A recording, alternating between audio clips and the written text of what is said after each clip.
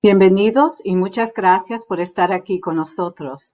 Me llamo Rosa Peña y soy la directora principal de programas y servicios de la Asociación Americana de Enfermedad de Parkinson, o APDA para corto. La APDA es la red más grande de todo el país y la APDA se dedica a ayudar a todas las personas afectadas por la enfermedad de Parkinson y sus familias y provee apoyo a más de 1 millón de personas viviendo en los Estados Unidos. Estoy encantada de darles la bienvenida a este programa de educación en español, conversando sobre los tratamientos para la enfermedad de Parkinson, el cual está diseñado para personas con la enfermedad de Parkinson, los cuidadores, miembros de la familia y profesional médico. Le damos las gracias a Neurocrine Biosciences por financiar este importante programa. Este programa va a dar una introducción a los síntomas, el diagnóstico y los tratamientos para la EP o la enfermedad de Parkinson y cómo mejorar la calidad de vida de cada persona con la EP. Hoy me acompañan el Dr. Henry Paul Moore y el trabajador social George Domenico. El Dr. Henry Paul Moore es profesor adjunto de Neurología Clínica del Departamento de Medicina Miller de la Universidad de Miami en Florida y el director médico del Centro de Información y Recursos de la APDA en el sur de la Florida. Y George Domenico es un trabajador social licenciado en el Departamento de Medicina Miller de la Universidad de Miami en Miami, Florida, y es también el coordinador de servicios del Centro de Información y Recursos de la APDA. Dr. Moore y el señor Domenico, muchas gracias por estar aquí con nosotros hoy. Vamos a empezar ahora con el Dr. Moore.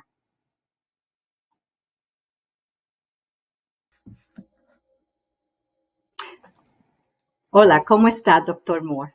Vamos a empezar con algunas de las preguntas que muchos de los pacientes nos hacen cuando se ponen en contacto con nosotros. Y la primera es, ¿qué es la enfermedad de Parkinson? ¿Qué nos puede decir? Bueno, muchas gracias por la invitación. La enfermedad de Parkinson es un tema apasionante y antes de empezar a saber algo de ella, me gustaría hablar un poquito de lo que es la maravilla del cerebro humano. Saber que nuestro cerebro pues tiene billones, 86 billones de neuronas, que son las células del cerebro, las que hacen el trabajo y que cada una pues puede recibir miles de conexiones con otras. Y ahí vemos una especie de esquema a uno de los lados, al lado derecho. Estas neuronas se comunican y están vivas y se comunican por químicos, y estos químicos le llamamos neurotransmisores, que son químicos, sustancias que van de una a otra informando, queriéndole decir algo a otra para hacer una acción determinada. Lo importante del cerebro es que, y lo que vemos a la izquierda, en la parte central del cerebro, en la parte más profunda del cerebro, tenemos una estructura a la que se le llaman los ganglios basales. Y estos ganglios basales son sumamente importantes porque nos ayudan a desarrollar el movimiento correcto. Estos ganglios basales funcionan, tienen también neuronas dentro de ellos, y estas neuronas funcionan básicamente debido al estímulo de la dopamina. Y ahí viene el punto importante de la dopamina como sustancia química fundamental para la generación del movimiento. En la persona normal, estas neuronas, y acá tenemos solamente la parte final de la neurona genera normalmente estas pequeñas vesículas llenas de dopamina. Y cuando estas vesículas llegan a esos ganglios basales, lo que hacen que la persona tenga un movimiento normal. En los pacientes con la enfermedad de Parkinson, lo que está ocurriendo es que estos terminales, estas neuronas que normalmente generaban dopamina, están muriendo. Por lo tanto, la cantidad de dopamina que se está produciendo a nivel de los ganglios basales o que está llegando a los ganglios basales es muy reducida, y esto hace que el movimiento del paciente sea alterado. Generalmente un movimiento lento, con rigidez, una pérdida de movimiento. Entonces acá vemos la importancia de cómo dopamina es importante para generar movimiento, y en el paciente con Parkinson no hay dopamina y por lo tanto el movimiento se vuelve muy lento y rígido. Entonces, con esta introducción podemos saber qué cosa es la enfermedad de Parkinson. La enfermedad de Parkinson es una enfermedad degenerativa lenta que ocurre principalmente debido a la pérdida de estas células, de estas neuronas que producen la dopamina. Y estas neuronas, estas células se encuentran en una parte del cerebro que se le llama la sustancia negra. En la parte más inferior del cerebro tenemos un área del tronco cerebral y dentro de él un área que se llama el mesencéfalo, que nosotros lo vemos aquí en la zona donde dice normal. Y acá tenemos que en esta zona del cerebro, esta pequeña área, vemos una zona negruzca, una zona negra, que son estas células precisamente que producen dopamina. En los pacientes con Parkinson, estas células que producen dopamina mueren y por eso que vemos que esta zona negruzca se vuelve una zona pálida en el cerebro del paciente con Parkinson. Pero si nosotros nos pudiéramos meter dentro de la célula del paciente que está sufriendo los estragos del Parkinson, acá vemos una de ellas. La célula normal tiene su núcleo, que es como su cerebro, y lo que vamos a ver son estas estructuras redondeadas, como estas bolas que en este slide se muestran de color rosado, que le llamamos los cuerpos de Lewy. ¿Y qué son los cuerpos de Lewy? Son unas estructuras, unas proteínas que se agregan, que se acumulan dentro de la célula normal y que la dañan, dificultan su función normal y que eventualmente hacen que la célula muera. Y esto es lo que comienza a avanzar y a propagarse por múltiples zonas del cerebro, afectando los ganglios basales y generando la enfermedad de Parkinson. Entonces, para redondear la idea, ¿qué cosa es la enfermedad de Parkinson? Pues la enfermedad de Parkinson es una enfermedad degenerativa del cerebro debido a la pérdida de la célula de dopamina. Y el nombre Parkinson fue adquirido ya que fue descrita por primera vez en el año 1817 por el médico inglés James Parkinson. Y acá lo tenemos en foto a la derecha. Y él lo que hizo fue estudió varios casos de pacientes que tenían en común esta enfermedad. Todos ellos se comenzaban a poner lentos, todos ellos tenían temblor y caminaban de una forma encorvada hacia adelante con pasos pequeños. Él comenzó a describir los casos y escribió este famoso ensayo de la parálisis agitada, sería si lo tradujéramos completamente al español.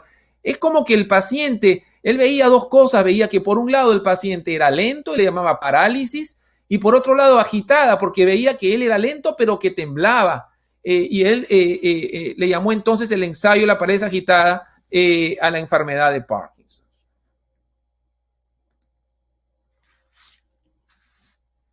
Doctor Moore, ¿y qué provoca la enfermedad de Parkinson? ¿Cuáles son algunas de las causas? Bueno, esa es una excelente pregunta y, bueno, no del todo conocida. Nosotros sabemos que existen múltiples factores que pueden inducir cambios que al final nos van a llevar a la enfermedad de Parkinson. Por ejemplo, sabemos que hay factores genéticos. Sin embargo, hasta el día de hoy se sabe que solamente 5 o 10% de los pacientes con Parkinson tienen un gen que es responsable de su enfermedad y la mayoría de pacientes tienen lo que le llamamos el Parkinson idiopático o sin una causa explicada. Sabemos también que hay algunas toxinas, que toxinas del ambiente pueden generar cambios en las neuronas y empezar esta enfermedad.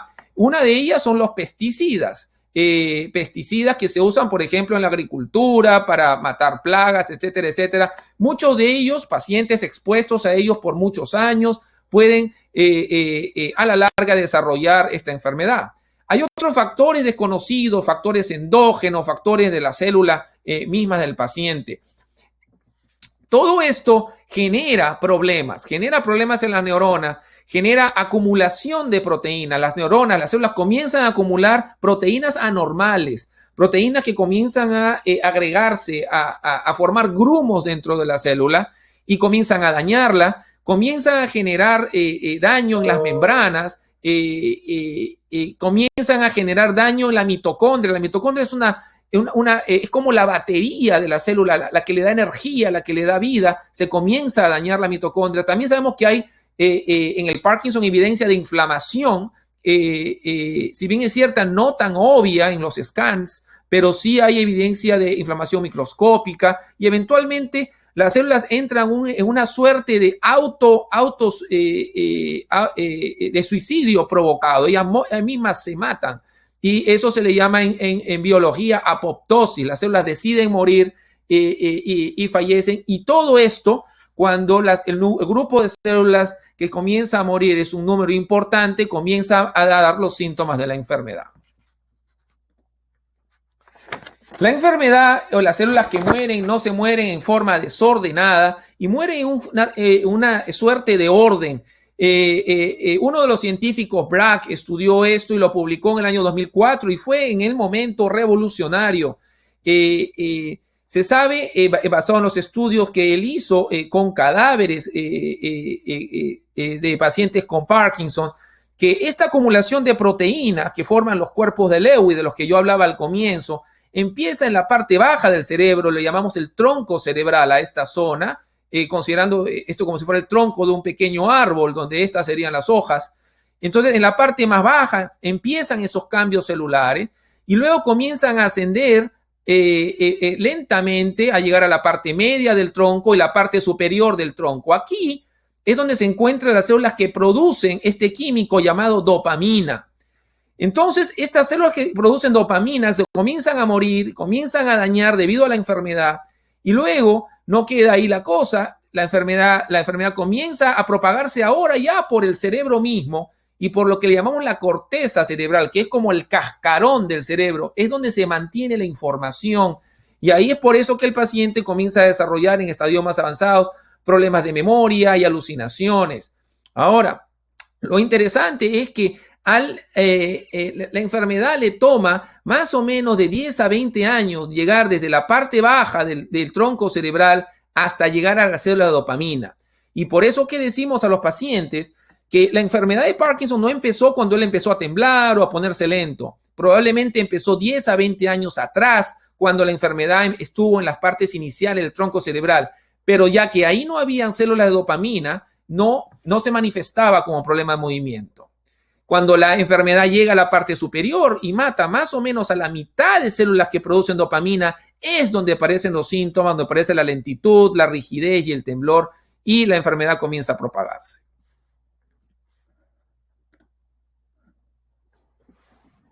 Todo eso es fascinante. ¿Y nos puede decir, doctor Moore, cómo se diagnostica la enfermedad de Parkinson? ¿Hay un examen específico? ¿Nos puede decir un poco más sobre eso? Esa pregunta es muy interesante y nos lleva a tocar rápidamente los síntomas principales de la enfermedad. Y hay síntomas cardinales. Algunos de ellos son, el más importante, la bradicinesia o bradiquinesia, que es el término médico que usamos para la lentitud en los movimientos. El paciente con Parkinson no está débil, lo que está es lento. Él tiene fuerza, pero la fuerza no la puede usar a la velocidad que él quisiera para hacer las cosas que él quisiera. Yo a veces le digo a mis pacientes, a ver, trate de sentarse en una silla, un sillón profundo, y de forma muy lenta trate de levantarse sin apoyarse en el sillón. Es muy difícil. Y es muy difícil porque para hacer ese movimiento de forma lenta requeriríamos mucha energía. Ese movimiento se debe hacer rápido. El paciente con Parkinson parece débil, pero no lo es. Lo que es lento. Y al ser lento, tiene que usar más energía para hacer los mismos movimientos. El otro síntoma importante es la rigidez. Si el médico examina al paciente y mueve las articulaciones, de las muñecas, de los codos, los hombros, las rodillas, notaría que haya una resistencia al movimiento, una resistencia irregular y una resistencia le llamamos en rueda dentada, porque el médico siente que está atravesando una rueda dentada cuando hace el movimiento de la articulación. Y además de ello, el paciente experimenta temblor, pero es un temblor no cuando él coge cosas o agarra objetos, sino principalmente en reposo, cuando el paciente tiene las manos sobre las piernas, o cuando está caminando. Este temblor es un temblor lento que suele, en la mayoría de los casos, parar más bien si el paciente hace algún movimiento. Entonces, conforme la enfermedad avanza con estos síntomas, y la enfermedad progresa en la enfermedad y ataca otros circuitos, otras zonas del cerebro, comienzan a aparecer otros síntomas como en lo que llamamos el congelamiento de la marcha. El paciente se para en un lugar, quiere dar el primer paso y no puede. pérdida del balance y comienza a tener posturas anormales. Generalmente la primera postura normal es el encorvamiento hacia adelante, pero pueden haber otras posturas como encorvamiento de lado o encorvamiento en alguna de las extremidades. Y todo ello lo que genera a la larga es las caídas. Y ese es básicamente el principal miedo del paciente conforme avanza la enfermedad, que comienza a experimentar caídas, ya que las caídas generan hospitalizaciones, fracturas, etc. Entonces el diagnóstico es clínico, nosotros miramos al paciente, el paciente, como vemos acá en el diagrama, llega a la oficina, lo examinamos, buscamos el temblor en reposo, buscamos la rigidez, buscamos la lentitud en los movimientos, evaluamos la marcha, vemos si hay problemas del balance, y si el paciente cumple los síntomas cardinales, lo siguiente que hacemos es ordenamos una prueba que generalmente es una resonancia magnética, una prueba de imagen, para estar seguros que no hay otra cosa que explique esos síntomas. Los síntomas de Parkinson pueden ser explicados por otras situaciones, infecciones cerebrales, infartos cerebrales, etcétera, etcétera, incluso medicamentos que el paciente tome. Pero si no hay nada de eso, ayudados con una resonancia magnética limpia o apropiada, generalmente normal, y sin una causa explicada, nosotros procedemos a diagnosticar Parkinson, la enfermedad de Parkinson de manera clínica.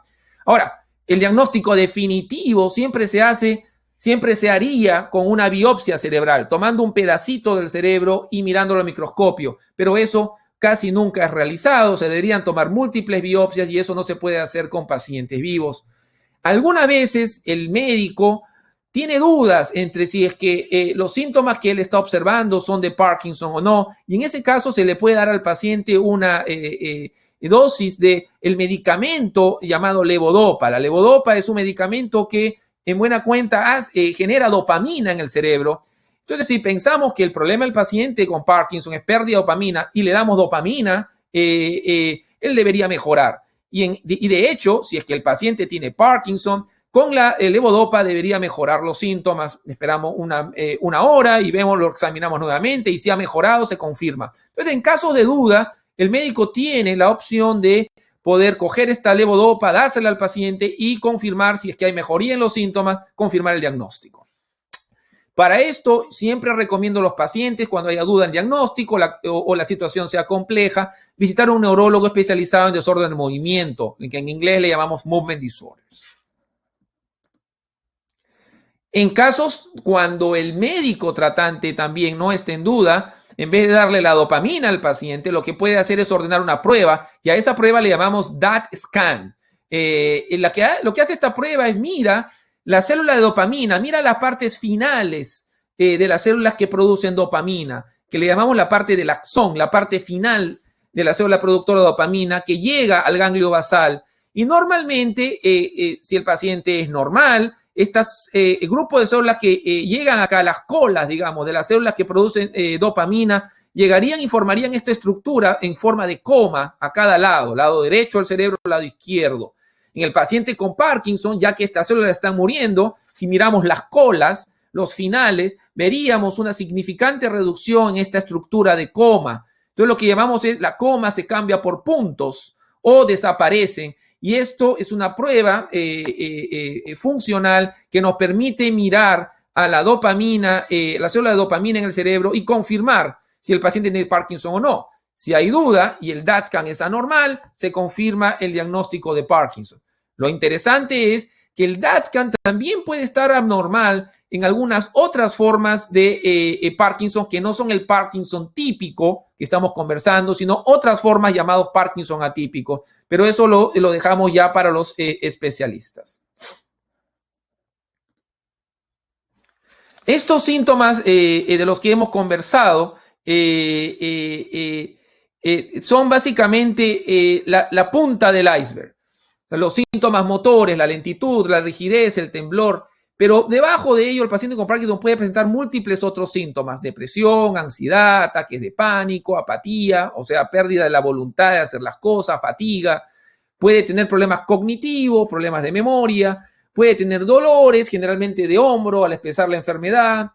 El paciente puede tener algunos mareos, muchos de ellos cuando se ponen de pie, muchos pacientes tienen drenaje nasal, o sea, descarga, moco nasal sin una causa explicada o una alergia. Pacientes pueden tener urgencia para orinar, estreñimiento, grasa excesiva en la piel que genera un poco de inflamación en la piel y pueden tener una infinidad de problemas del sueño, como por ejemplo el insomnio, sueños fragmentados, quiere decir que no suele dormirla toda la noche, sino que se despierta múltiples veces. Y lo interesante es, hay muchos de ellos, de estos pacientes que tienen lo que le llamamos el desorden del sueño REM, que eso significa básicamente los pacientes tienen incapacidad para estar paralizados en la noche. Estos pacientes tienen sueños muy vívidos y muy violentos, sueñan que están como en una película de acción, que están perseguidos, entonces comienzan a moverse respondiendo a esa película, respondiendo a lo que les está pasando, y si hay alguien que los persigue, ellos van a saltar, y en el sueño, mientras duermen, pudieran actuar el sueño y a veces dañarse, saltar de la cama o mandar un golpe, si ven en el sueño que están siendo atacados. Esta incapacidad del paciente para estar paralizado durante el sueño profundo o el sueño REM, donde debería ser el caso, y no moverse durante ese sueño, eso se altera y se altera debido a que el Parkinson ha dañado cierto grupo de neuronas, de células que controlan el sueño y que nos mantienen paralizados desde esta fase de sueño profundo. Y este problema del sueño se suele dar 10 a 20 años, incluso antes de que aparezcan los síntomas de movimiento del Parkinson. Todo esto está ahí, son síntomas que a veces el paciente no los pone juntos. Tengo pacientes que llegan con problemas del sueño, estreñimiento y problema urinario, pero uno no le puede diagnosticar Parkinson si no hay síntomas de movimiento. Es cuando aparecen los síntomas de movimiento donde se hace el diagnóstico, pero generalmente ahí ya el diagnóstico es tarde. Generalmente el paciente empezó la enfermedad mucho tiempo atrás.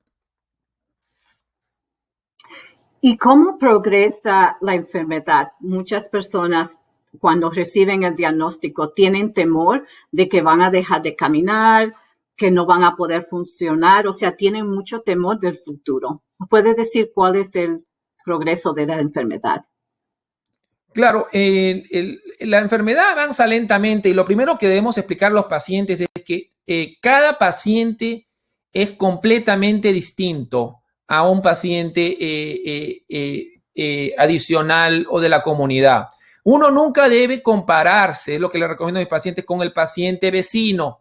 Aunque tenga la misma edad, aunque sea su familia y aparentemente tenga genes parecidos, uno nunca debe compararse con nadie. La enfermedad es independiente en cada paciente. Entonces, si hay algún paciente que en 10 años ya tiene problemas para andar y caminar y usa andador, no quiere decir que si hay un paciente que tiene 8 años de enfermedad, bueno, en 2 años ya usa andador. No es así. Hay que dejar claro de que cada caso es independiente y yo tengo pacientes que tienen 15 años de enfermedad y no usan ningún andador y caminan muy bien. Mientras hay otros que en tiempo más corto pueden llegar a usarlo. En general, la enfermedad es muy lenta, progresa con los años y diríamos que los problemas de la marcha y del balance, que son los que asustan al paciente porque involucran un andador y pérdida de ciertas libertades, empezaría básicamente alrededor de los 10 años o incluso más. La enfermedad empieza generalmente con síntomas un solo lado del cuerpo, sea la derecha o el izquierdo. A esto le llamamos estadio 1. Luego la enfermedad progresa al otro lado del cerebro y los síntomas se vuelven de los dos lados, derecho e izquierdo, y ahí se llama estadio 2. Luego, este estadio 2 es larguísimo, es casi la mayoría de la enfermedad del paciente, y luego de 10 años o incluso más, el paciente comienza a tener problemas de la marcha, hay problemas del balance sobre todo, y comienza a tener caídas, caídas cuando un paso para atrás, está en la cocina, da un paso para atrás y se cae, etcétera. Y cuando lo examinamos vemos que hay alteraciones significantes del balance y le llamamos estadio 3. Pero el paciente no necesita ningún andador todavía a este estadio y muchas veces con terapia física puede ir bastante bien. Cuando ya la marcha del paciente no es segura y el balance se sigue deteriorando y ya requiere un andador o un soporte para caminar, si no la marcha pudiera ser muy, muy infructuosa, le llamamos estadio 4. Estadio 4 cuando ya requiere un dispositivo de soporte debido a problemas del balance. Y Bueno, si el paciente con Parkinson vive lo suficiente, pudiera llegar al estadio 5, que es cuando ya el paciente no pueda caminar y esté pues confinado a la cama o a una silla de ruedas, y a eso se le llama estadio 5. Si me han diagnosticado con la EP temprana, ¿qué opciones tengo para tratamientos? Y esa es una excelente pregunta, ¿no? Y la pregunta es el paciente típico, pues que viene a la consulta, ¿no? Y dice, doctor, yo tengo un poquito de temblor, yo no me siento tan lento, pero mi esposa dice que cuando caminamos en el mall, yo me quedo un poquito por detrás y ella va más rápido, yo no era así. Doctor, he notado que estoy un poquito lento para pararme de la silla o del sillón. Y mi esposa también me dice que cuando camino no balanceo un brazo muy bien. Síntomas, lentitud, rigidez, poquito de temblor, pero el paciente está bastante bien, funcional, trabaja, no tiene ninguna pérdida de ninguna función importante de la vida diaria, ni en casa ni en el trabajo. Entonces, ¿qué hacemos con el paciente? El paciente viene preocupado, llega a la consulta, el médico lo examina y dice, bueno, usted tiene los síntomas de Parkinson, se hacen los estudios de imágenes, de la resonancia magnética, no hay ninguna otra explicación y se diagnostica enfermedad de Parkinson. ¿Qué hacemos con el paciente? Sería la pregunta. Él todavía es muy funcional. Entonces yo pongo este slide dando el tema de que el tratamiento es individual. Hay una opción que yo se las planteo a los pacientes, le digo, bueno, la opción 1 es que si usted no tiene ninguna molestia con el poquito temblor que tiene y el poquito del problema que tiene con el brazo al caminar, bueno, podemos no darle ningún tratamiento y solamente observarlo. Y yo como neurólogo lo puedo observar y verlo en 6 meses. ¿Por qué no tan seguido? Porque la enfermedad es una enfermedad muy lenta, no hay necesidad de verlo al mes. Pero el paciente en la opción 2 me puede decir, doctor, y no hay nada que pueda enlentecer mi enfermedad. Y la respuesta es no. No existe a la fecha un tratamiento que pueda enlentecer la enfermedad y si lo hubiera, pues se lo daríamos. Pero el paciente ahí puede participar en algunos ensayos clínicos y hay algunos ensayos clínicos en donde se están probando medicamentos que pueden enlentecer el Parkinson y él pudiera participar. Y la otra opción es que el paciente me diga, no, doctor, yo ya este temblor me viene molestando mucho, me impide ciertas actividades, esta lentitud que tengo que caminar me molesta con mis amigos, ya no me puedo reunir, yo juego golf, ya me está perjudicando y quisiera algo para los síntomas. Y cuando quiere algo para los síntomas, yo inmediatamente divido a esos algos, a esos tratamientos en lo que yo le pongo como armas blancas o armas fuertes, o sea, armas suaves y armas intensas. Las armas más intensas, el arma más intensa es la carbidopa-levodopa. ¿Por qué? Porque es un químico, la levodopa, que se va a transformar en dopamina pura en el cerebro del paciente. Es lo más potente, el medicamento más fuerte y más efectivo para el Parkinson, desarrollada en el año 67, en los 60s. Sin embargo, si el paciente tiene síntomas leves, que yo pienso que que no requiere todavía este tratamiento tan potente, pudiera usar otro medicamento y ahí pongo una lista: amantadina, rasagilina, selegilina, un grupo de medicamentos llamados agonistas de la dopamina, que no son dopamina, sino que son químicos que hacen creer al cerebro que está recibiendo más dopamina, como la ropirinole, pramipexole, unos parches de rotigotina. Entonces, esas son las opciones en el tratamiento inicial. Ahora, si yo veo que es un paciente que llega y ya se está cayendo, que el familiar, el cuidador me dice, doctor, el paciente tiene ya problemas de balance, si la necesidad implica un tratamiento más agresivo, yo sugeriría al paciente de inicio que tiene que tener tratamiento sintomático y es probable que le inicie de frente en carbidopa-levodopa. Para darle mayor beneficio más rápido. En referencia a los tratamientos para enlentecer la enfermedad, ya dije que no hay ningún tratamiento. Y miren ustedes la lista, es para que vean que no es que los científicos en Parkinson no hacen nada, sino que hay muchos de ellos que investigan demasiado y a lo largo de los años han investigado muchísimos químicos que no han funcionado. Químicos que que han funcionado en estadios iniciales, en laboratorio, en animales, pero cuando se llevan a humanos no enlentecen la enfermedad. Hay algunos en duda incluso el ejercicio, y hay algunos en investigación. Entonces, importante solamente para el paciente para saber que se está trabajando y que ellos pueden participar en algunos tratamientos de investigación para lentecer la enfermedad. Algunos de ellos muy interesantes, como esto que le llamo yo inmunoterapia contra la sinucleína. ¿Se acuerdan que les conté que habían proteínas que se acumulaban en el cuerpo de Lewy? Bueno, esa proteína internamente se llama sinucleína y ahora estamos desarrollando sustancias que pueden bloquear esa sinucleína para que no se acumule y no avance la enfermedad de Parkinson. Hay algunas otras terapias importantes, incluso terapia para ciertos tipos de Parkinson que se deben a ciertas fallas en ciertos genes. Entonces, si sabemos que tenemos un gen asociado a la enfermedad de Parkinson, pudiéramos participar en ciertos estudios que están tratando de aliviar o lentecer la enfermedad en esos grupos poblacionales específicos. ¿Y en qué momento debo tomar carbidopa, levodopa? ¿Y es la levodopa tóxica? ¿Debo evitarla? Esas son algunas de las preguntas que muchos de los pacientes que están recién diagnosticados nos hacen. No quiero tomar medicamentos, pero no me siento bien. ¿Qué puedo hacer? Quizás la medicina me hace peor. O sea, ¿qué le podemos decir?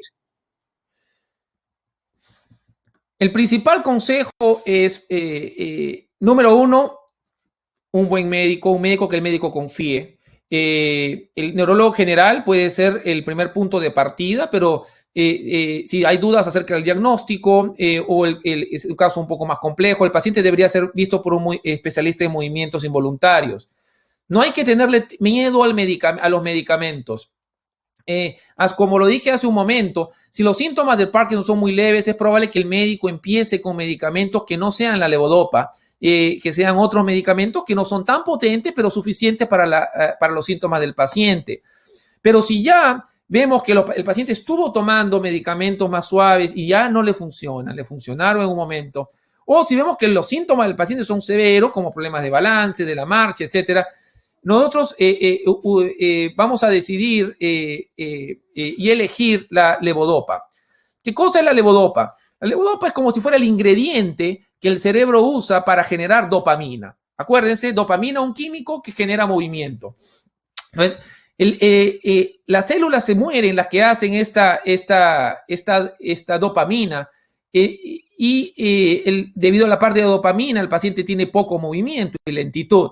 Entonces, lo que hacemos aquí es le damos al paciente más ingrediente para que las células que todavía están vivas puedan generar más dopamina y compensar a las células que están muriendo.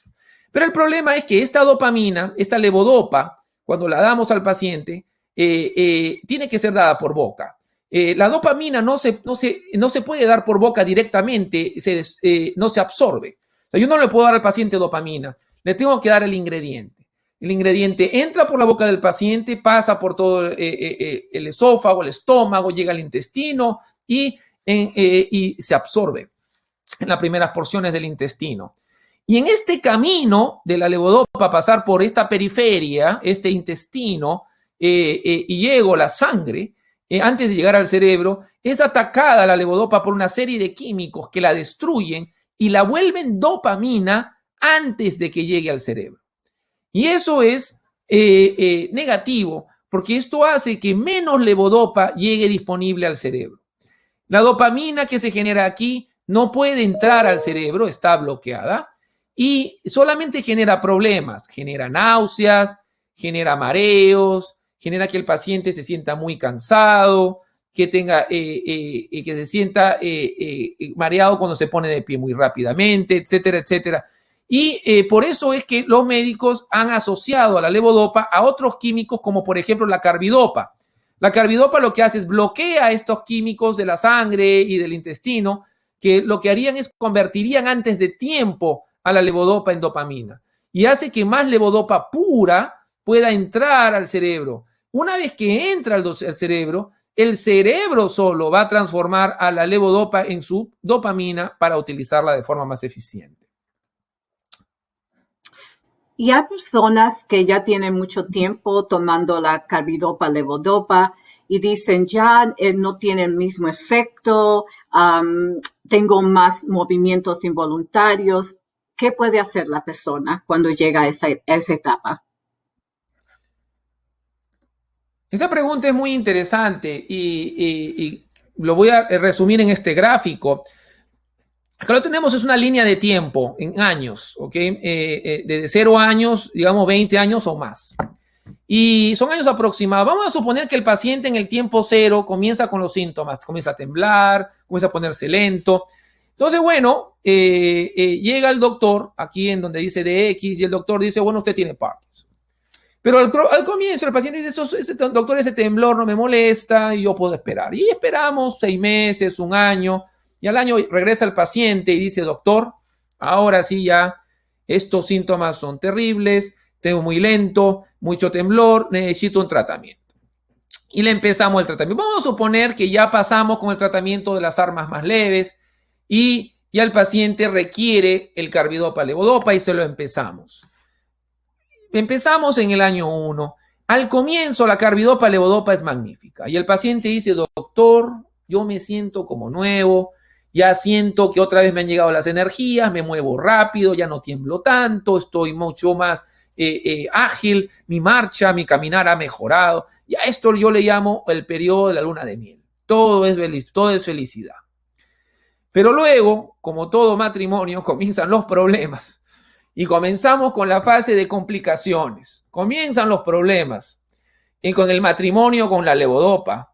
Y el paciente dice, bueno, doctor, ya la levodopa que yo la tomaba 3 veces al día, porque se toma 3 veces al día, 7, 1, 7 de la noche. Y ahora de las 7 de la mañana no me dura hasta la hora, me dura hasta las 11. Y a las 11 comienzo otra vez con el temblor y comienzo otra vez con la lentitud. Necesito ayuda y bueno, tengo que esperar hasta la 1 para tomar la siguiente pastilla. A eso le llamamos en inglés el wearing off. Pero aparecen otros problemas. Y ahora el paciente dice, doctor, a veces cuando me tomo la pastilla, antes me demoraba en trabajar 10, 15 minutos, ahora pasa 1 hora y no me trabaja.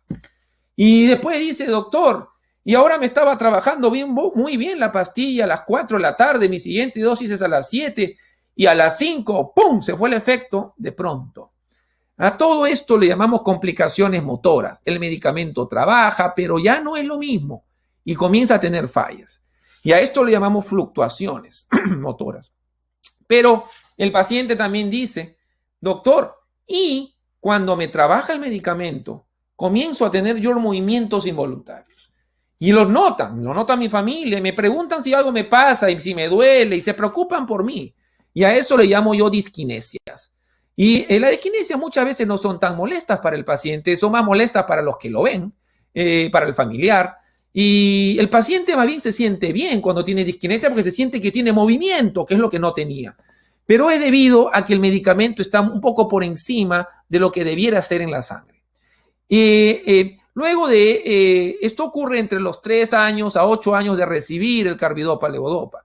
Luego de ello, después de los 8 años, comienzan a aparecer ya síntomas más resistentes, síntomas que ya no mejoran con las pastillas. Doctor, tengo problemas de balance, me congelo en la marcha, quiero caminar y no me sale el paso, tengo que dar 2, 3 intentos y hasta que pueda caminar. Doctor, quiero dar la vuelta y me quedo pegado al piso por unos segundos, se llama congelamiento de la marcha.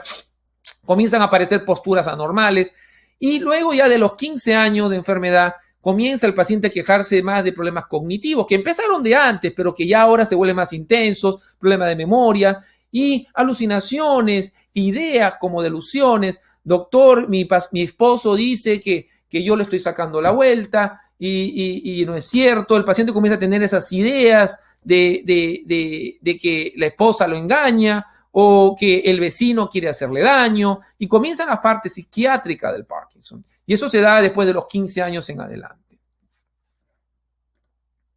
Entonces acá vemos en este gráfico como si vemos la parte azul o celeste, la parte central, al comienzo la ventana, vamos a poner que esta es una ventana, la ventana del paciente es grande, él toma la medicina aquí donde está la flecha, la medicina sube en la sangre, y llega, hace su efecto positivo y luego tiene que bajar y tiene que eliminarse y luego tiene la segunda toma, etcétera, etcétera. Conforme avanza la enfermedad, lo que ocurre es que la ventana se achica y cuando se achica lo que ocurre es que el paciente toma la pastilla, digamos en este punto, pero la pastilla no le hace efecto porque su ventana recién empieza acá, y le demora media hora, 45 minutos en trabajar, y luego le hace un efecto, y le dura unas cuantas horas, pero no todas las horas que le espera, ¿no? Las 6 horas, de repente le dura 4, y luego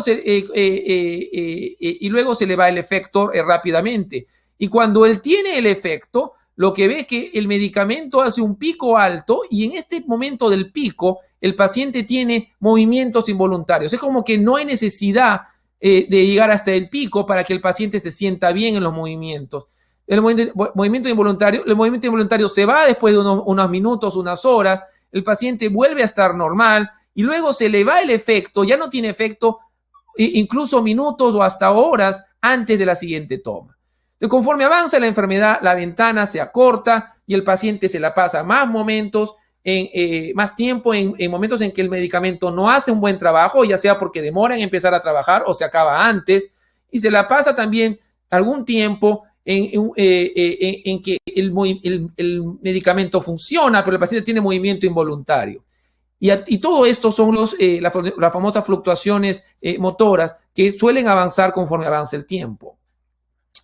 Uno de los problemas que se tienen es el debido a la absorción del medicamento carbidopa-levodopa. Tenemos que entender que el Parkinson no solamente afecta al cerebro, sino también a nervios que están por fuera del cerebro, especialmente nervios que se encargan de darle movilidad al esófago, al estómago, al intestino. Estos nervios también se dañan y tienen el mismo daño en los cuerpos de Lewy que tienen las células del cerebro. Debido a este daño, el movimiento del estómago es muy lento y a veces el paciente toma pastillas y la pastilla se queda almacenada y no pasa al intestino, no pasa donde debe ser absorbida. Entonces, eso explica por qué muchos pacientes toman la pastilla y dicen, doctor, pasó una hora y yo no siento que me haya mejorado, y de repente en media hora ya le comienza el efecto. Es porque el medicamento se quedó atrapado en el estómago y no pasó al intestino. Hubo un retraso en la absorción.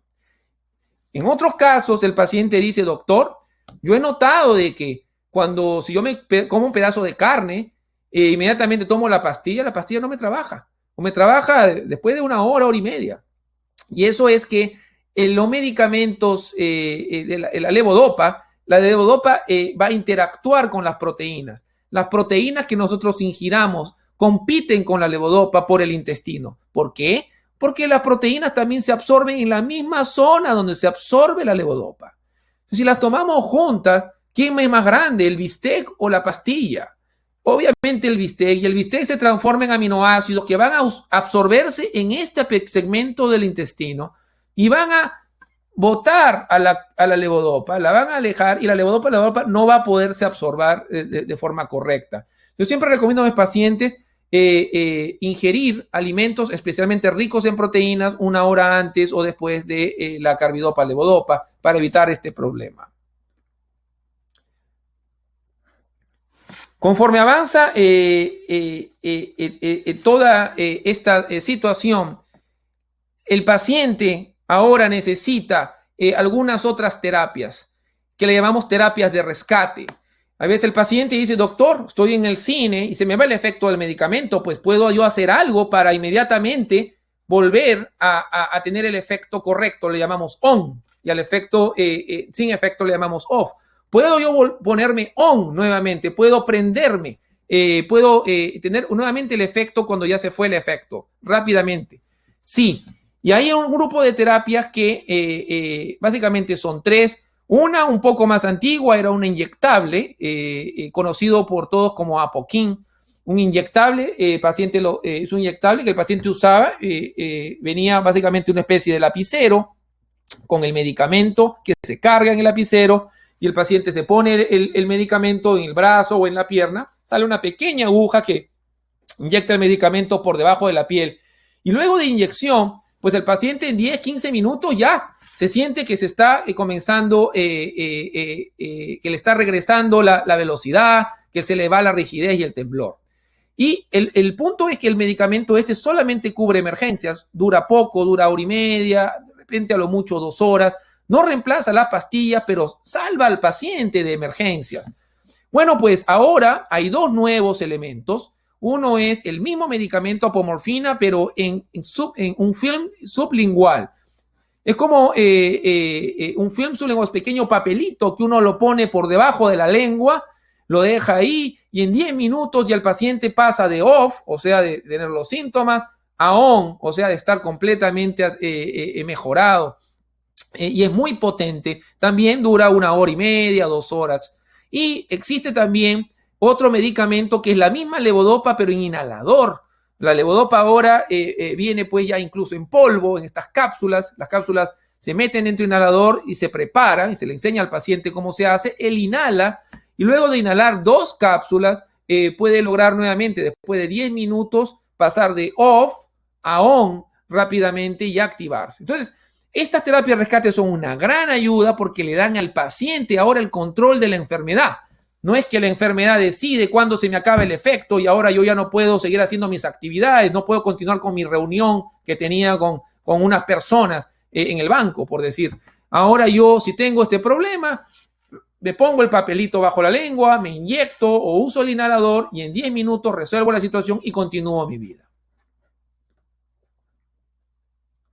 Finalmente, quería tocar este punto de las disquinesias. La disquinesia es ese movimiento involuntario que aparece con los años en el paciente que toma carbidopa, levodopa, debido, ya dijimos, a los picos que conforme avanza la enfermedad, la ventana se acorta y el medicamento hace picos que están por fuera de la ventana que genera movimiento exagerado. Y si las disquinesias son leves, que generalmente lo son, no hay necesidad de tratarlas. Pero si ya las disquinesias son muy severas e involucran las actividades del paciente, lo que yo recomiendo es, número 1, se pueden reducir algunos de los medicamentos que dan dopamina, y esto a veces ayuda, pero a veces hace que empeore el Parkinson, la lentitud. Para eso hay otros medicamentos que le llamamos antidisquinesia, y el más antiguo es la amantadina. Es un medicamento que fue inventado como antiviral, que luego se descubrió que pudiera ayudar a estos pacientes quitándole los movimientos involuntarios. Más recientemente, la amantadina ha sido retomada por un laboratorio y se ha vuelto amantadina de liberación prolongada, llamada Gocovri, de forma comercial, que es bastante buena, se da en la noche, actúa al día siguiente y mantiene un nivel alto en la sangre durante todo el día para que el paciente no tenga las tan fastidiosas disquinesias. Si ya nada de esto funciona, entonces se puede usar la estimulación cerebral profunda de la que hablaremos un poquito más adelante. ¿Y qué sucede si la carbidopa, levodopa ya no puede controlar las disquinesias y las fluctuaciones?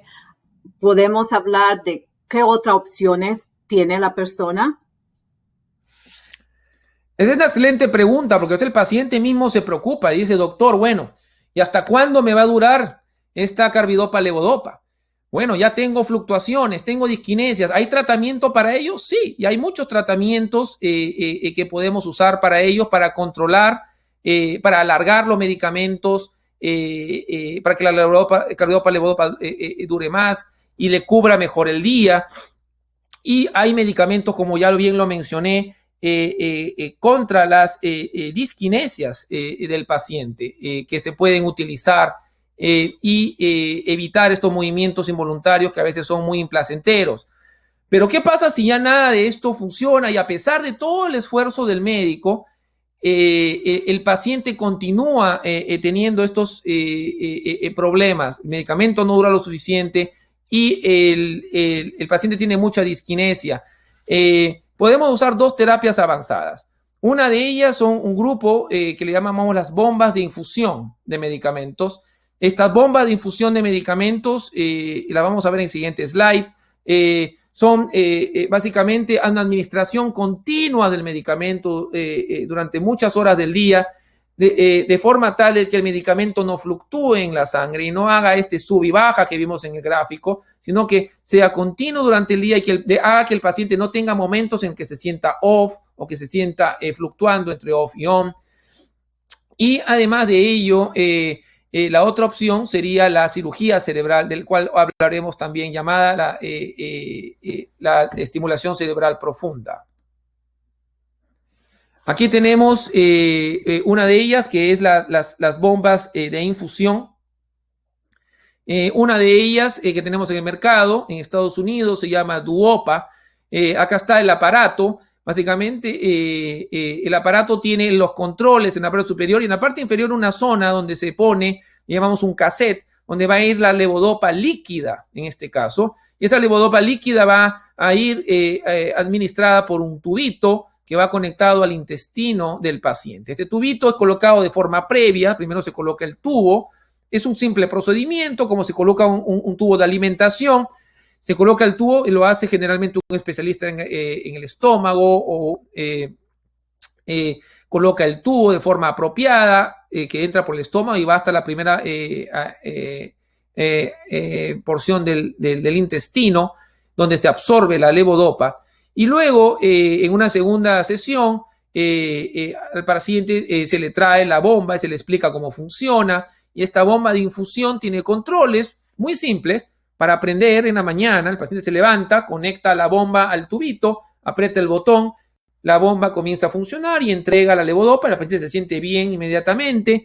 Y luego en la noche, antes de acostarse, él desconecta la bomba y se va a dormir. No se usa la bomba durante la noche. Si es necesario dar algún medicamento dopamina, se puede dar una dopamina de acción prolongada en la noche. Luego han aparecido otras bombas. Estas se usan mucho más en otros países. En Europa todavía no está, en Estados Unidos son más pequeñas. Esta bomba tiene la ventaja de que el tubito va conectado con una pequeña aguja solamente a la piel. No entra el tubo al intestino ni al estómago. Entonces requiere menos procedimientos y menos complejidad. Pero no la tenemos por el momento en Estados Unidos. ¿Y en qué consiste la estimulación cerebral profunda? Porque sé que hay personas que escuchan esas palabras y quizás tienen ansiedad, lo que quiere decir. Muy bien, la estimulación cerebral profunda es uno de los tratamientos quirúrgicos de la enfermedad de Parkinson. Cuando tenemos la enfermedad de Parkinson, muchos años atrás, muchos científicos, y entre ellos cirujanos, comenzaron a notar de que dañando ciertas partes del cerebro, podríamos controlar la enfermedad de Parkinson. Entonces, se hacían lo que le llamamos las tomías. Tomías son daños selectivos en ciertas áreas del cerebro. Se usaban pequeños tubos que se insertaban, que se calentaban y que destruían ciertas áreas del cerebro, y a veces también se hacían tratamientos quirúrgicos con cortes especiales, etc. Y claro, esto producía un daño irreversible en el cerebro. Cualquier cosa que yo quemara ahí se iba a quedar quemada, el cerebro no se regenera. Y esto cambió cuando llegó la estimulación cerebral profunda, que es una forma reversible de generar una no lesión, sino una alteración en el tejido cerebral. Entonces, uno de los otros tratamientos que recién se está investigando en el tratamiento de Parkinson sería la subtalamotomía, no talamotomía, sino la subtalamotomía, que sería, ¿cómo se llama? Usando un ultrasonido. Ondas de sonido que entran al cerebro y que el sonido es orientado de forma tal que coalesca en un solo punto en el cerebro, y estas ondas de sonido, el impacto de las ondas de sonido en un solo punto generarían una lesión térmica, una pequeña quemadura en el cerebro, en esta zona llamada el subtálamo, el núcleo del subtálamo, y eso generaría mejoría a los pacientes. Esto todavía está en mucha investigación. Lo que tenemos disponible ahora es la estimulación cerebral profunda. Entonces, ¿en qué consiste? Ha sido aprobada por la Administración de Drogas y Alimentos de Estados Unidos en el año 2002 para el tratamiento de la enfermedad de Parkinson. O sea, es algo ya que tiene casi 20 años en Estados Unidos. En esta cirugía lo que se hace es se inserta en el cerebro del paciente un electrodo. El electrodo es un cable que va hasta una zona profunda, ¿recuerdan? Los ganglios basales. Y al ir a esta zona de los ganglios basales, se localiza ahí. Y luego este cable va a salir del cerebro, va por debajo de la piel del cráneo, por atrás de la oreja, por el cuello, por debajo de la piel, no se nota, y llega hasta esta batería que está en el pecho, algo similar a un marcapasos, sin ser exactamente un marcapasos. Esta estructura, que le llamamos un generador de pulsos, que tiene la batería también, lo que hace es genera estímulos eléctricos que viajan por el cable, llegan al cerebro del paciente. Y esos estímulos, sin destruir el cerebro, a diferencia de los otros ejemplos, lo que hacen es bloquean ciertas zonas del cerebro y restablecen paz en la electricidad cerebral. El cerebro es un órgano eléctrico y requiere paz y armonía para que esas corrientes eléctricas funcionen y el paciente esté bien. Cuando hay Parkinson, debido a la muerte de las células de dopamina y a la pérdida del químico dopamina, esa estabilidad eléctrica se pierde y hay un caos eléctrico que es restablecido por la introducción de estos cables y esta estimulación cerebral. Entonces, esta estimulación cerebral profunda no cura el Parkinson, no la enlentece, pero mejora. Y si teníamos tiempo off, momentos en los cuales los medicamentos no nos trabajan, puede mejorar el tiempo off. Y en los estudios ha reducido por lo menos 4 horas el tiempo off, mejorar el tiempo on, o sea, el tiempo donde nos trabajan los medicamentos bien, e incluso podemos reducir los medicamentos hasta en una mitad. O sea, pudiéramos tener un paciente que tomaba pues medicamentos cada 2 o 3 horas, a acabar teniendo la estimulación cerebral profunda y ahora tomar medicamentos solamente cada 6 horas, y que en vez de tener un tiempo off, digamos, de unas 6 horas, ahora tiene un tiempo off de 1 hora o de repente nada. Es una significante ayuda en pacientes con Parkinson avanzado. Ahora, no todos los pacientes son candidatos, y los que son más candidatos no son los que tienen síntomas muy leves, ni tampoco los tan avanzados que tienen problemas de balance, sino los intermedios, aquellos en los cuales ya toman carbidopa, levodopa, pero que ella ya está teniendo problemas, complicaciones. Tiene disquinesia, los movimientos involuntarios, o tiene los periodos off inesperados, o los periodos off molestos, donde ya tiene muchas horas de off en el día, donde ya hay bastante alteración en la vida diaria. Este es el paciente, le llamamos nosotros la ventana de oportunidad. Este es el paciente que queremos. No queremos el tan inicial, que todavía tiene síntomas leves, o que en donde la terapia médica está funcionando a maravilla, ni tampoco queremos el tan avanzado, que ya tiene síntomas de balance, de alucinaciones, de problemas de memoria. Queremos el paciente intermedio. Y hay muchas plataformas, muchas empresas que se han dedicado a hacer estos aparatos de los cables y las baterías. Una de ellas, Medtronic, otra de ellas, Abbott, y otra de ellas, Boston Scientific. Y acá pongo algunos de los ejemplos para saber solamente los nombres. Y cada una de ellas ha ido avanzando poco a poco en qué tecnología le dan, tecnología que mejore, que el médico pueda programar al paciente. Entonces, una vez que el paciente tiene los cables insertados en el cerebro luego de la cirugía, este paciente luego va al médico para hacer lo que llamamos la programación cerebral. En esta primera sesión, el médico, donde ya tiene al paciente enfrente, el paciente ya tiene los cables, tiene la batería puesta, pero no está prendido. Generalmente se deja reposar al paciente unas 2 o 3 semanas después de la cirugía, con el cable apagado. Luego el paciente viene donde el médico prende por primera vez los cables, evalúa cada segmento del cable y determina cuáles son las mejores áreas, y luego comienza a estimular, a subir las corrientes eléctricas, que son las que van a mejorar al paciente. Y esto es un proceso que dura meses, pero que luego de él el paciente pues se siente infinitamente agradecido, porque gracias a él logra tener un tiempo on en la mayoría del día, se le va el off, se le van las disquinesias o mejoran las disquinesias, e incluso puede bajar las medicinas. Y además de estos tratamientos de medicamentos, ¿qué otros tipos de tratamientos son efectivos para la persona con Parkinson? Entonces, hay muchas terapias, algunas de ellas llamadas alternativas, otras terapias más establecidas, pero que no son medicinas. Entonces tenemos de terapia alternativa, se ha hablado mucho del cannabis, que está básicamente presente en lo que es la marihuana. La marihuana tiene pues múltiples químicos, más de 400 químicos, y algunos de ellos que se usan mucho son lo que le llaman el CBD, el aceite de CBD, aceite de cannabis y el THC.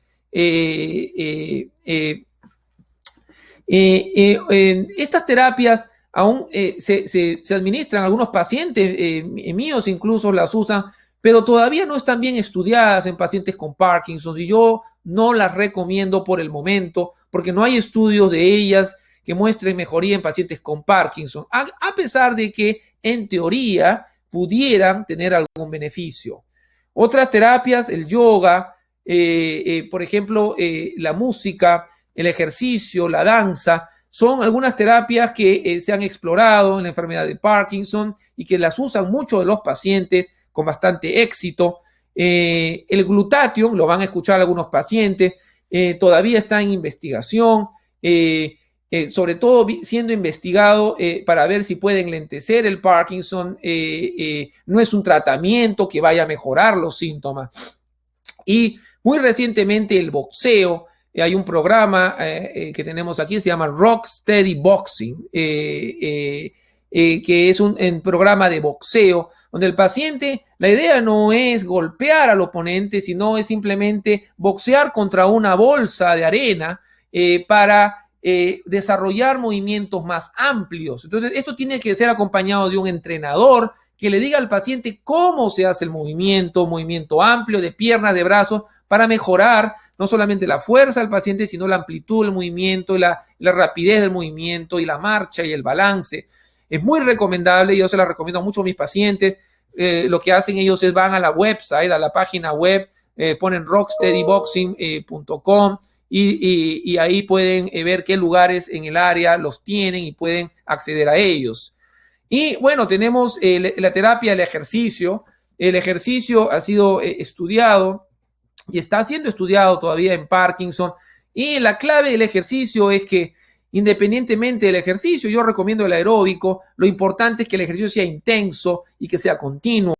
Y algunos estudios hechos demuestran que por lo menos ejercicio de 5 días a la semana y por lo menos de media hora por día, que sea un ejercicio que sea intenso y de forma aeróbica, puede ser importante para mejorar los síntomas, de hacerse sentir mejor al paciente y de repente enlentecer la enfermedad. Para pacientes que son un poquito más avanzados, se pueden usar terapias, terapia física para mejorar la movilidad del paciente y el balance, terapia ocupacional para mejorar la capacidad del paciente de hacer sus actividades. Los terapistas ocupacionales también nos pueden evaluar a ver si el paciente puede manejar o no. A veces el médico tiene duda debido a la enfermedad y la progresión de la enfermedad si el paciente puede manejar y algunos terapistas ocupacionales nos hacen una evaluación especializada con vehículo para ver si el paciente puede manejar o no. Y luego están los terapistas de lenguaje y de deglución que evalúan no solamente el habla del paciente, que normalmente es un habla un poco baja, de volumen bajo o a veces un poco apresurada, y mejoran el habla del paciente con este programa que se llama LSBT Loud, L-O-U-D, donde le enseñan al paciente a proyectar la voz. Sino que también estos terapistas de lenguaje y de deglución pueden evaluar el tragar cuando el paciente tiene problemas del tragar en estadio un poquito más avanzado de la enfermedad. Y finalmente, no olvidar que hay algunos dispositivos que de acuerdo al estadio de la enfermedad pueden usarse como bastones, andadores y sillas de ruedas, ya sean mecánicas o eléctricas, y esto obviamente va a estar a cargo del médico tratante.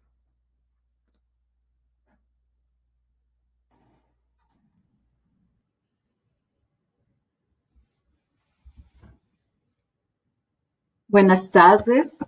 Gracias, George, por estar con nosotros hoy en día. Y queremos continuar nuestra conversación hablando de cuál es la función de un trabajador social en una clínica especializada de Parkinson. ¿Cuáles son algunas de las cosas que usted puede ayudar al paciente y a las familias? Gracias Rosa. Encantado de estar acá y compartir con todos ustedes. El trabajador social. Bueno, el trabajador social funciona diferente en diferentes centros de Parkinson, pero el propósito de nosotros es básicamente ayudar al paciente a conseguir recursos en la comunidad y entonces tratamos de saber qué es lo que está en el hogar, en el ambiente y los programas que existen para los pacientes de los otros. Yo tengo la experiencia de ya de 15 años y entonces ha colectado bastante información de diferentes programas en la comunidad para poder ayudar muchos de los pacientes de los otros. Y básicamente los pacientes de los otros tienen diferentes etapas y entonces siempre estamos ahí ayudando en diferentes etapas que tienen ellos para ayudarlos en diferentes cosas. Entonces todo depende. Pero básicamente lo que hacemos como trabajadores sociales es referir, muchas veces dirigir y darle a los pacientes información de qué es lo que existe en la comunidad para ellos, para ayudarlos a mejorar y para saber que el nuevo normal de ellos, hay muchos programas que pueden ayudarlos a ellos en el futuro.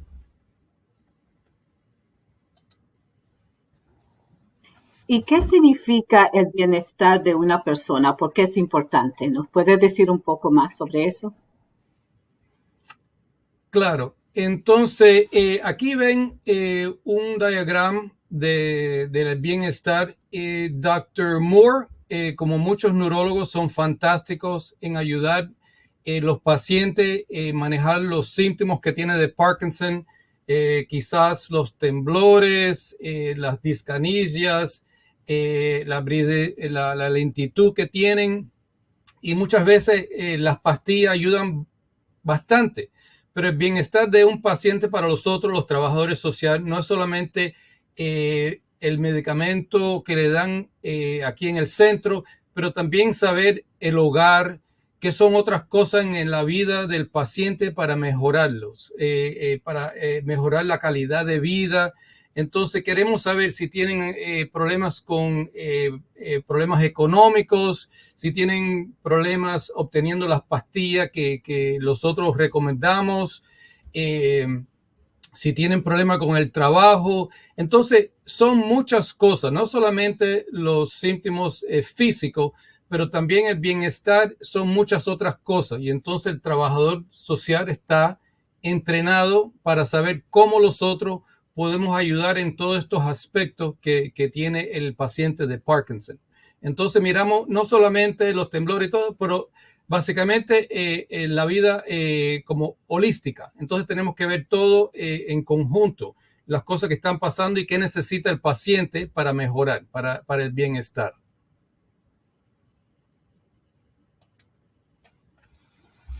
Y hablamos un poco de los cuidadores y el apoyo que ellos necesitan porque tienen un trabajo bastante difícil.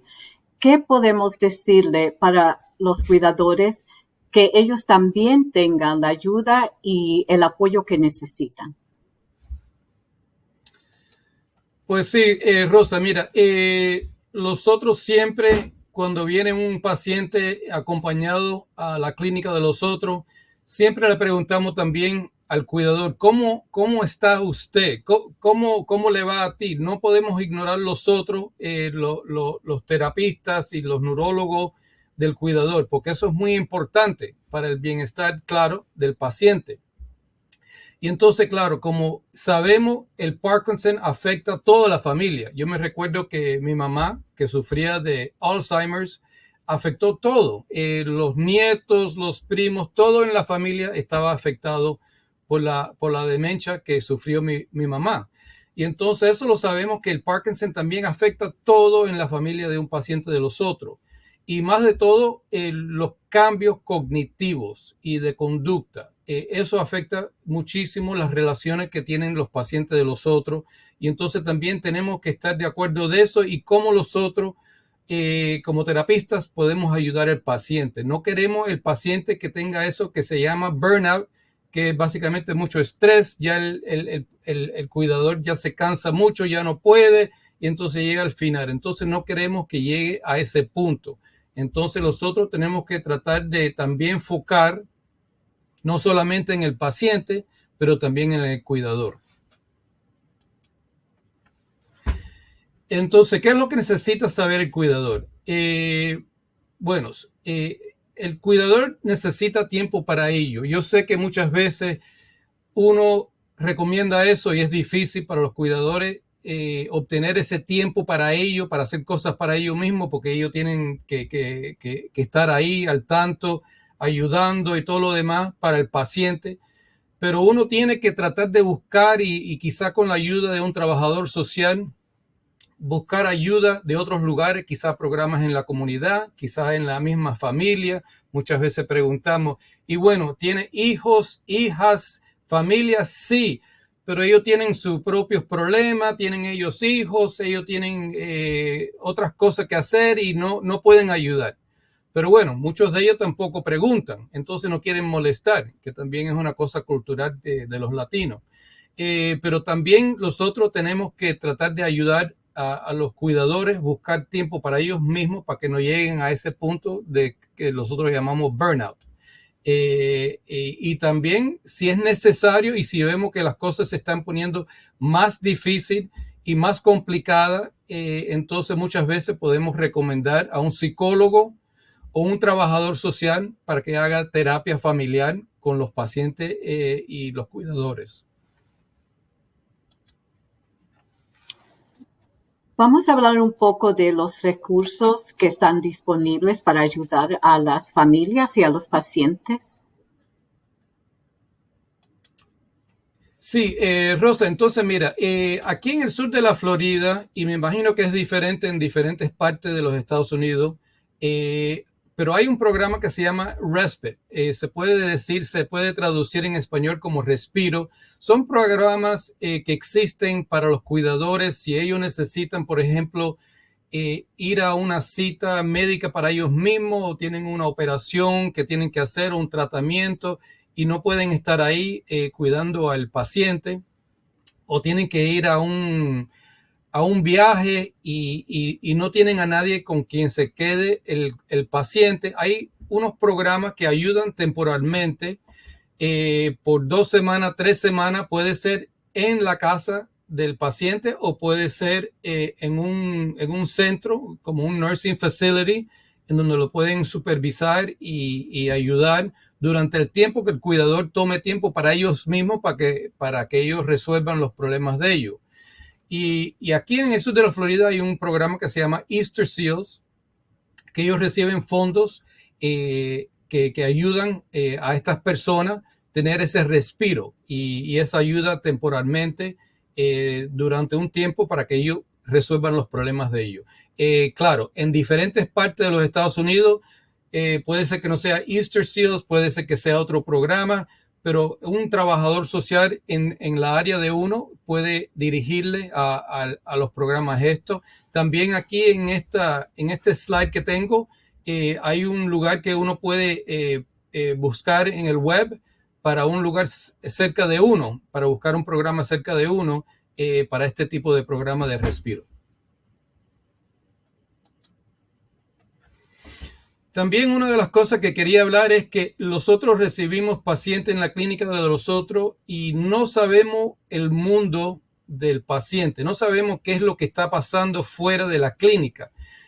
Por ejemplo, muchas veces yo recibo llamadas bueno, el paciente está tomando muchas medicinas, se le olvida tomar la medicina a la hora apropiada, o quizá no está tomando la medicina, se le olvida tomar la medicina porque tiene un régimen muy grande y muchas medicinas, no organiza. También quizá hay peligros dentro del hogar del paciente porque tiene alfombra o tiene muchas cosas que se puede caer uno. Entonces nosotros en sí, como trabajadores sociales, no sabemos qué es lo que está pasando afuera de la clínica, qué es el mundo de ese paciente y cómo está manejando su vida. Y entonces si está tomando las medicinas como está supuesto tomar, que es muy importante. Como sabe todo el mundo que el paciente de Parkinson tiene que tomarse sus medicinas todos los días al mismo tiempo. Y la correcta dosis de la medicina. También escuchamos que hay pacientes que están tomando demasiado medicina o muy poca de la medicina. Y también todo eso va a afectar el tratamiento que da Dr. Moore como cualquier otro neurólogo. Y también lo peor para un paciente de Parkinson es que se caiga y que llegue al hospital. Y entonces nosotros también tenemos que tratar de enfocar en esas prevenciones para que los pacientes no se caigan dentro de la casa, y que tengan una casa segura. Y entonces en esas cosas los trabajadores sociales quizás en ciertas cosas pueden ayudar a estos pacientes. Y sabemos que durante la pandemia de COVID-19, el virus que nos afecta a todos, pero principalmente a las personas con Parkinson que ya tienen dificultades en diferentes partes de su vida, ¿qué podemos decirles y cómo le podemos ayudar en este tiempo tan complicado para ellos? ¿Por qué es importante mantenerse conectado a la comunidad y a los servicios de la comunidad? Claro, Rosa. El último año para los pacientes de nosotros ha sido muy difícil. Nosotros hemos recibido muchísimas llamadas, como Dr. Moore y yo, que muchos de los pacientes han empeorado, básicamente porque muchos de ellos han parado de hacer sus ejercicios, de salir y estar metidos dentro de la casa. Ya que las cosas, bueno, hasta este punto todavía, pero en el futuro esperamos que las cosas van a mejorar y también las personas actualmente tienen la oportunidad de salir de la casa y hacer cosas. Entonces nosotros lo que estamos recomendando y promoviendo es que el paciente, para nosotros la casa es el enemigo del paciente de los otros. Porque la persona que se encierra en la casa y todo lo que hace es sentarse en el sofá mirando el televisor, oyendo al internet y pasando muchos días, horas, lo que sea, en la casa metido, eso no es beneficioso y saludable para el paciente de Parkinson. Y entonces nosotros siempre estamos tratando de comunicarle al paciente que tienen que salir de la casa, tienen que ser activos, tienen que hacer, como Dr. Moore dijo, de hacer ejercicio, de otras cosas. Si quizá por la noche ir a una caminata, a caminar alrededor de la cuadra, lo que sea, pero recuérdense que la casa es el enemigo del paciente. Entonces uno tiene que salirse de la casa y tratar de hacer algún tipo de actividad y conectarse con la comunidad. Y entonces, como ven aquí en este slide, si pueden participar en actividades, hay muchas actividades para pacientes de Parkinson. Y también si pueden mantenerse conectados con la iglesia, si pertenece a una iglesia, una religión, a los servicios, si pueden participar en diferentes cosas, siempre es recomendado. Para los otros, el paciente que es activo y se mantiene conectado con la comunidad, es el paciente que nosotros sabemos que va a ser mejor que la persona que no y se queda dentro de la casa. Esos son los que nosotros los preocupamos, los que se mantienen dentro de la casa y no salen y no quieren salir, no quieren contestar el teléfono, no quieren hacer nada. Y también eso causa estreses para los cuidadores y las relaciones de uno. Cuando uno ya no quiere hacer nada y tiene esa apatía. Y entonces, para los otros también eso es una cosa muy importante, saber si ellos no quieren hacer nada y están básicamente metidos dentro de la casa y no son activos. Y como saben mucho, hay grupos de apoyo. Nosotros aquí en la Universidad de Miami tenemos un grupo de apoyo de, como habló el Dr. Moore, de la cirugía de estimulación cerebral. Nosotros tenemos un grupo cada 3 meses que uno, si está interesado en este tipo de procedimiento, puede participar en este grupo que existen personas que ya se han hecho la operación, también con un neurólogo que puede responder a preguntas que tengan personas sobre la cirugía. Y entonces es un grupo fantástico que participan muchísimas personas porque es un tema bien popular y también mucho interés en este tipo de grupo.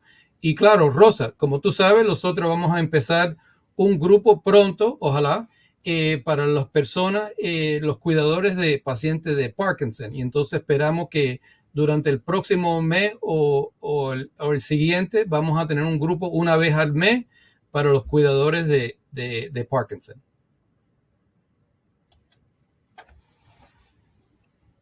¿Y qué otras cosas pueden hacer desde sus hogares para mantenerse activos? Si quizás tienen un día que no se sienten bien, pero todavía se pueden mantener activos dentro de su casa. ¿Qué pueden hacer? Bueno, como Dr. Moore dijo en su presentación, hay muchos grupos de apoyo ahora en Zoom. Pronto me imagino que empezarán los grupos en persona y hay también centros en donde hacen ejercicio. Entonces, en términos de ejercicio, como Dr. Moore dijo, que han hecho muchos estudios que han encontrado el tremendo beneficio del ejercicio y básicamente cualquier tipo de ejercicio que le guste a uno, si como dijo Dr. Moore, si fuera yoga, baile, música, rocksteady, lo que sea, es muy importante. Y entonces nosotros siempre estamos promoviendo que la persona participe en algún tipo de ejercicio, porque también esto va a ser un tremendo beneficio para ellos en la progresión de Parkinson.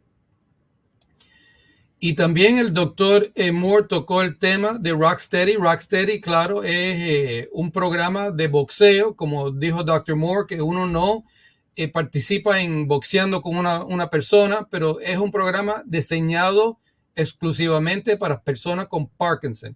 Y es un programa bien popular y hay en muchos lugares sobre los Estados Unidos.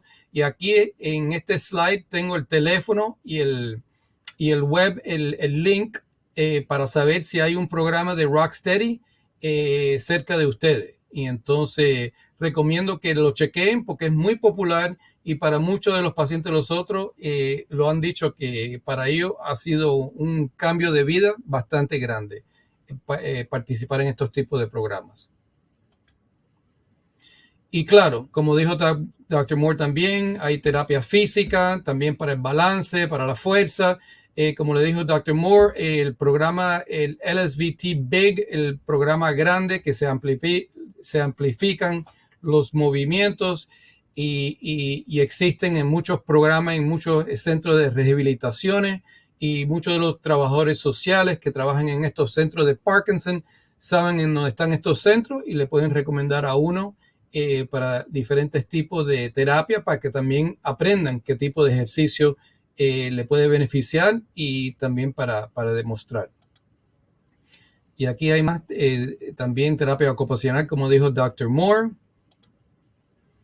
y tratamiento claro de terapia de lenguaje, también el LSVT Loud, también es un programa fantástico para muchos de los pacientes de los otros que se demonía, se pone pequeño las palabras y muy bajitas y no les puede escuchar uno. Y entonces estas terapias ayudan uno a amplificar la voz y hablar con más fuerza, que es una cosa que para muchos de los pacientes de los otros le afecta el volumen de ellos y entonces este programa los ayuda a mejorar eso.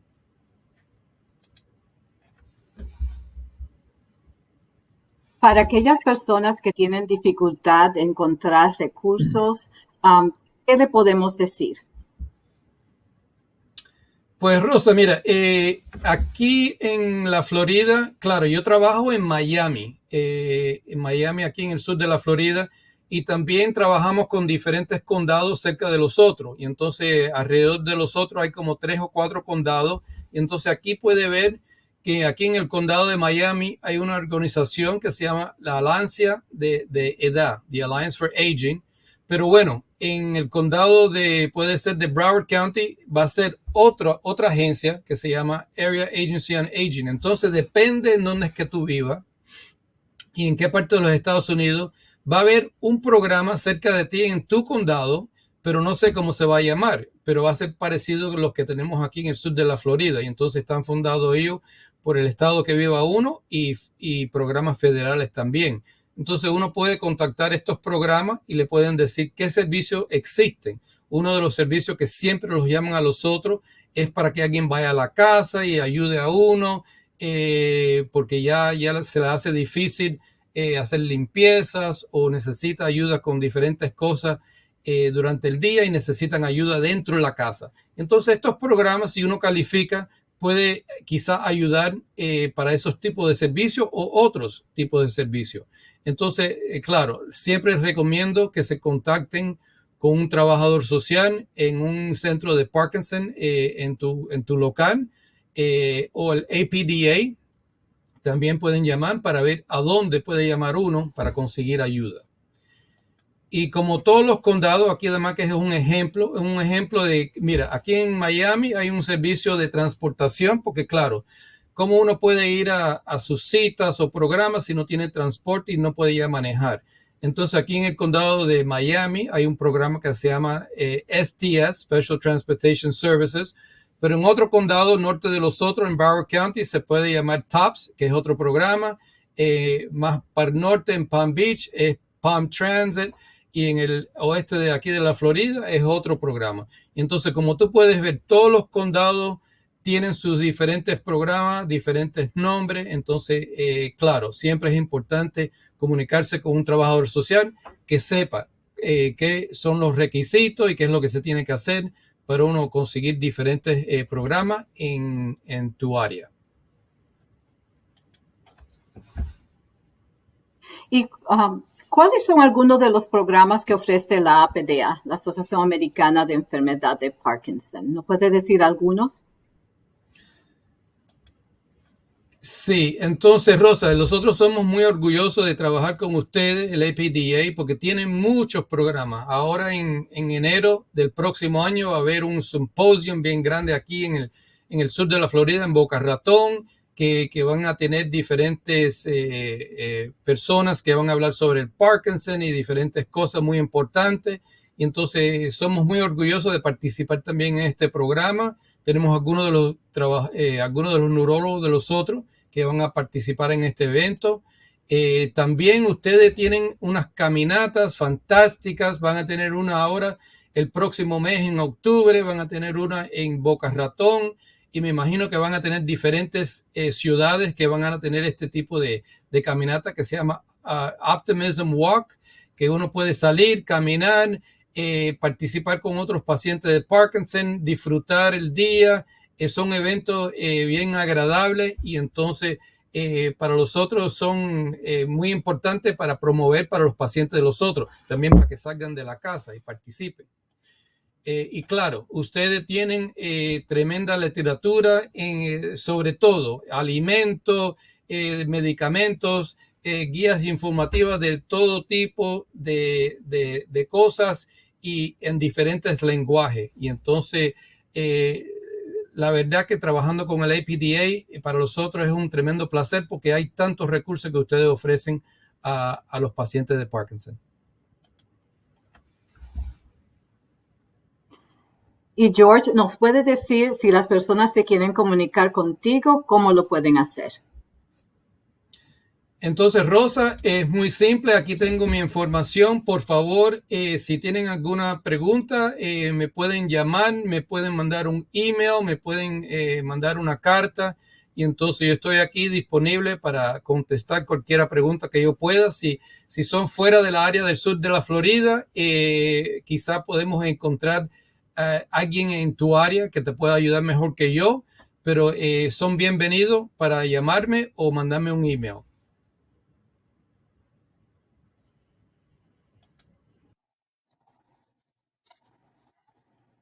Y muchas gracias al Dr. Moore y a Jorge, a George por toda su información hoy en día, que esperamos que esa información le ayude a tomar decisiones para aprender más sobre la enfermedad de Parkinson, los tratamientos, dónde encontrar apoyo para que pueda vivir su vida al máximo. Y le quería recordar que la APDA ofrece mucha información sobre tratamientos, ejercicios, programas virtuales en su computadora, en su tableta, en su teléfono, que pueden participar gratuitamente. Y también tenemos un libreto para enseñar a los niños, sea que un abuelo, un papá o una mamá o un tío tenga la enfermedad de Parkinson, cómo explicarle a ellos por qué la enfermedad y cómo es la enfermedad. Así que todo esto se le puede ofrecer a usted gratuitamente, se le puede enviar a su hogar o también pueden descargarla de nuestra página web, que es apdaparkinson.org. También nos pueden llamar al número 1-800-223-2732 y le podemos hablar en español y le podemos ayudar con lo que usted necesite. Algo más importante de recordar, la APDA tiene una aplicación que se llama el Diario de Síntomas de la APDA que le ayuda a seguir sus síntomas y medicamentos y tiene un recordatorio que usted puede para recordar cómo tomar su medicamento y tomarlo a tiempo. Y está disponible en español en la tienda para teléfonos iPhone y para Android. También extendimos los servicios que ofrecemos en nuestro canal de podcast de iTunes, así que si usted no quiere ver el video, solamente quiere escuchar nuestros programas en español, pueden también añadirse a nuestro canal y continuamente pueden recibir nuevos programas, información y recursos. Así que para concluir nuestro programa de hoy, me gustaría recordarles que la APDA está aquí para ayudarles en todo momento. Nos pueden llamar al 1-800-223-2732 o pueden visitarnos en nuestra página web. Muchas gracias y que pasen una buena tarde.